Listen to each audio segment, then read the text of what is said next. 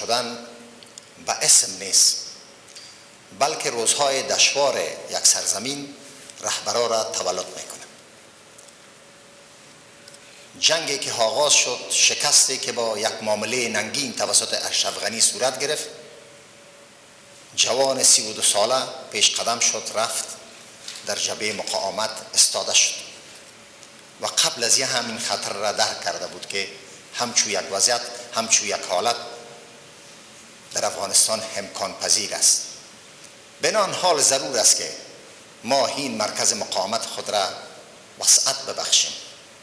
ضرور است که چهره های بانفوذ، چهره های مطرح افغانستان را زیر نام یک شورا جمع بکنیم تا مرکز مقاومت افغانستان در سراسر افغانستان به کار خود آغاز بکنه.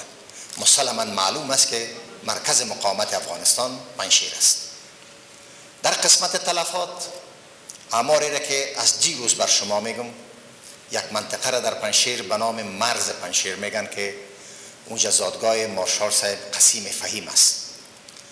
2 رنجر طالب ها کمین میخوره و سرنشیناش نابود میشه. بعدا طالب ها به خانه هجوم میبرن، از هر خانه هر کسی را که پیدا میکنن دستایش بسته میکنن، به تیر میبندنش. دیروز تنها در امو قریه که قریه همجوارش در حدود 30 نفر را اینا به شکل دست جمعی گلوله باران کردن.